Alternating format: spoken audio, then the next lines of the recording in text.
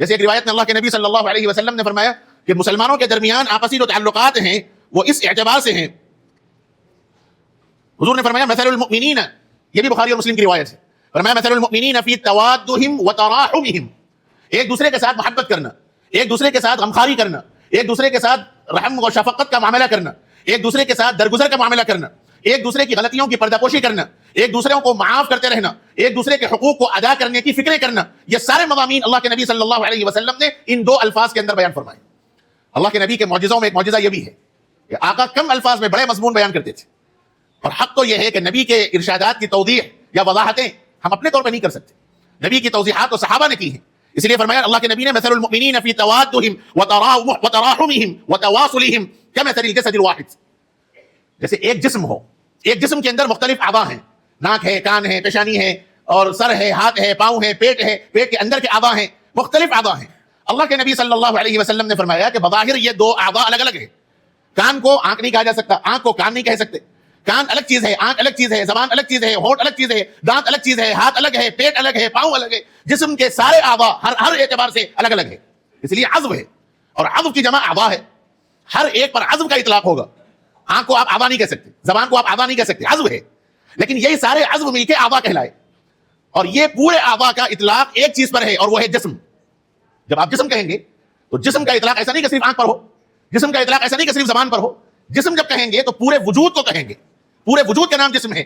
اللہ کے نبی نے کیا جملہ ارشاد فرمایا؟ فرمایا مثل المؤمنین فی توادہم وتراحمہم وتواصلہم، ایک دوسرے کے ساتھ محبت، ایک دوسرے کے ساتھ رحم کرنا، ایک دوسرے کے ساتھ صلہ رحمی کا معاملہ کرنا، ایک دوسرے کے ساتھ حقوق کی ادائیگی کی فکر کرنا، ایک دوسرے کے غموں میں شریک ہونا، ایک دوسرے کی محبتوں کے ساتھ شریک ہونا، ایک دوسرے کی خوشیوں میں شریک ہونا. گویا یہ تمام تر چیزیں جو ایک معاشرے کے اندر، ایک سوسائٹی کے اندر ایک انسان کو دوسرے انسان سے جن چیزوں کی ضرورت پڑتی ہے، اللہ کے نبی صلی اللہ علیہ وسلم نے فرمایا ان تمام چیزوں میں مسلمان آپس میں کجسد واحد، ایک جسم کی طرح ہے.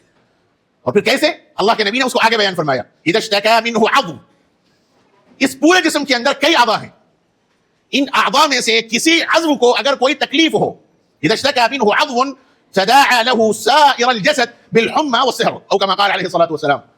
فرمایا کہ اس پورے جسم کے اندر اگر کسی ایک عضو کو بھی تکلیف ہو جائے، مثلا آنکھ میں کٹک پیدا ہو جائے، کان میں ترک پیدا ہو جائے، درد پیدا ہو جائے، دانت میں درد پیدا ہو جائے، پیٹ کے کسی حصے میں درد ہو جائے، ہاتھ کے کسی حصے میں سن پنا آ جائے، پاؤں کے کسی حصے میں زخم پیدا ہو جائے، غرض یہ ہے کہ پورے جسم کے کسی بھی ایک حصے میں اگر کوئی تکلیف پیدا ہو جائے تو اس کا احساس پورا جسم کرتا ہے.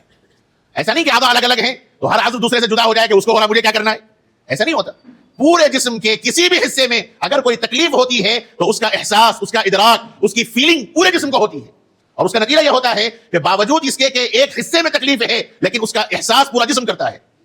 اور بسا اوقات سائنس بھی کہتی ہے، آپ بھی دیکھتے ہیں کہ بعض امراض ایسے ہیں کہ ہوتا کسی ایک جگہ پہ ہے لیکن اس کا احساس پورے جسم کو ہوتا ہے، اور نتیجہ یہ کہ بخار آتا ہے. کسی جگہ پھوڑا ہو گیا مثال کے طور پر، محسوس کر سکتے ہیں اس چیز کو، دمبل ہو گیا تو ایک دمبل کے نتیجے میں پورا جسم درد ہوتا ہے، اور نتیجہ یہ ہوتا ہے کہ نیند ختم ہو گئی، اور اس کے نتیجے میں تھکاوٹ کے نتیجے میں بخار جسم کو پیدا ہوتا ہے. اللہ کے نبی نے فرمایا کہ جب ایک عضو کو تکلیف ہو تو تداعى له سائر الجسد بالحمى والسهر، پورے جسم کو بخار کا اور بے خوابی کا یعنی نیند نہ آنے کا مرض ہو جاتا ہے، احساس پیدا ہوتا ہے.